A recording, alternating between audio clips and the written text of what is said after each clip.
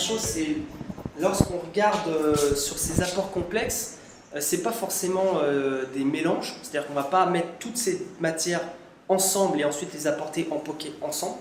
On peut aussi les apporter dans le sol, dans des horizons, structurer leurs apports dans les horizons.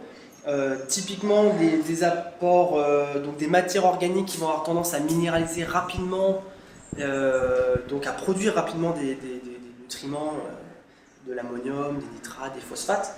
On va essayer de les localiser plutôt en surface pour les besoins de la plante durant la levée, durant les premiers moments du cycle, les premiers jours du cycle.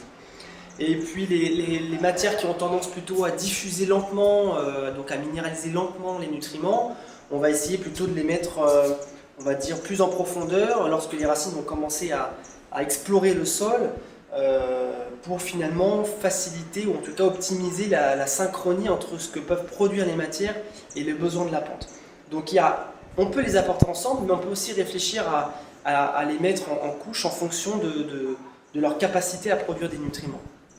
Ça, c'est une première chose.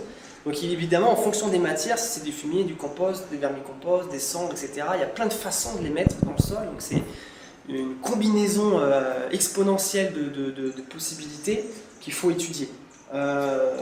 Et la deuxième chose qui est très importante sur cette hétérogénéité spatiale, c'est qu'il y a des travaux qui montrent que pour une même quantité de matière apportée, si cette matière est localisée à un seul endroit du sol en poké, elle va évidemment avoir un effet fertilisant, mais cet effet fertilisant sera plus faible que si on apporte cette matière en couche, donc si on crée de l'hétérogénéité dans le sol, pour la même quantité apportée.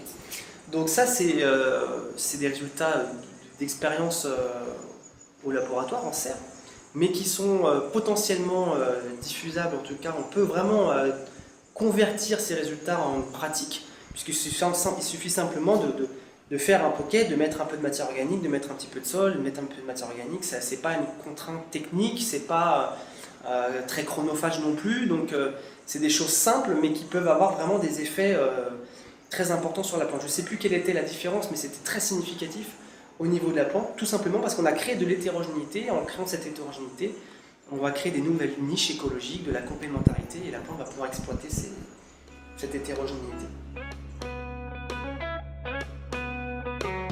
Oh, you just got to believe me. No, you just got to believe in what I say. You just got to believe, baby. Oh, you just got to believe these words.